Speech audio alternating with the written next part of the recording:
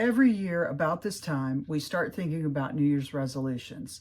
But let me ask you a question. Has that ever worked for you? Well, it has never worked for me, so I found a different way to approach my goals.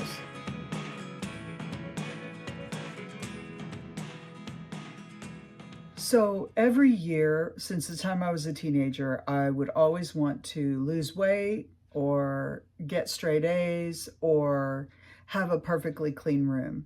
And every year at this time of year, I would say the same things over again. I want to lose weight. I want to be thin. I want to have straight A's. And I wasn't a straight A student at the time. I wasn't a straight A student. And I wasn't meticulous about my room either.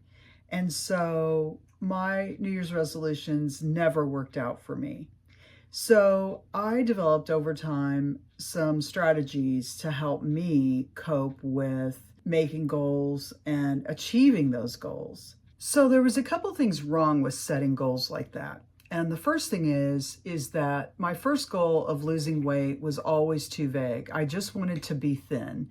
And so I couldn't even really put my finger on like what that meant. Like, what was it for me to be thin?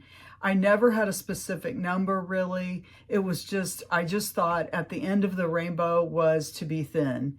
And also with getting straight A's, I wasn't a straight A student at the time. So for me to magically become a straight A student, I was missing something. It was vague. They were very vague resolutions. The first step is deciding what exactly do you want. I have a friend who, she is in her 70s and she decided that she wanted to lose about 40 pounds. And she actually just decided she was going to lose weight. And so she decided on 10 pounds a year. So she would lose 10 pounds over the course of a year, which was better than trying to lose 40 pounds in a very short amount of time or even in a year, because that just seemed huge. That seemed like a very big goal for her, especially at 70. So she decided that she wanted to lose 10 pounds a year. So for me, deciding exactly what did I want and making it not something that was vague or that was unachievable. And I know we hear about things like SMART goals that are specific, measurable, attainable, reachable, all of that.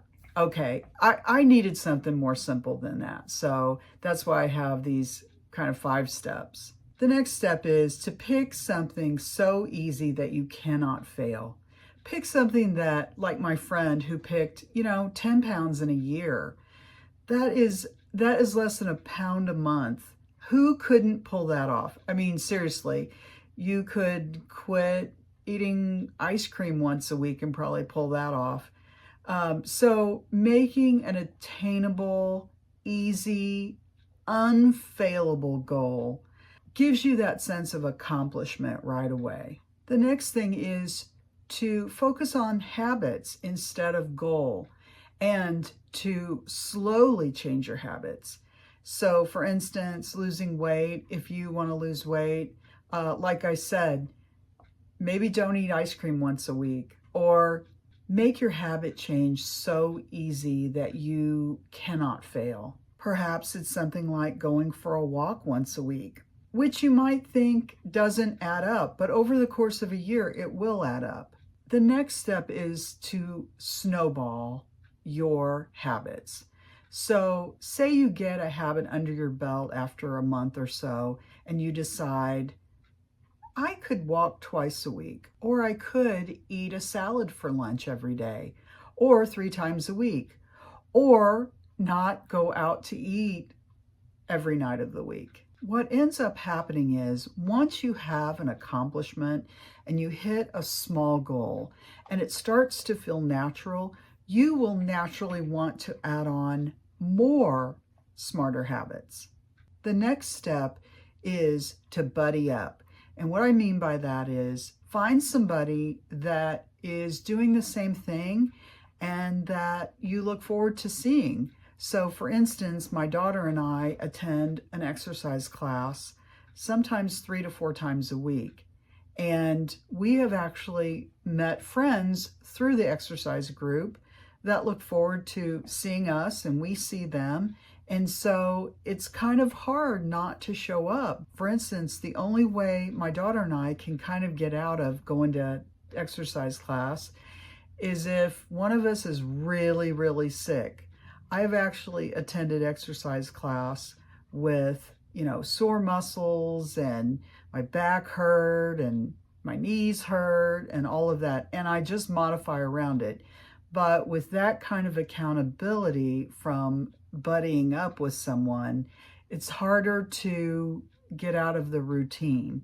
And there's going to be times where that person's not going to feel like it. There's going to be times when you're not going to feel like it. And hopefully there's not times when both of you don't feel like it. But typically that doesn't happen. Here's a bonus tip for you.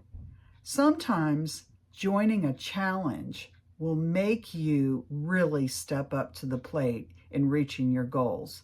I know at our exercise class, a couple times a year, they'll have a challenge where you have to go to class so many times. This has really motivated us to attend more classes and to get healthier. So if you can, seek out a challenge and a buddy. If you like this content, please subscribe and like this video, and I'll make more videos for you. Happy New Year!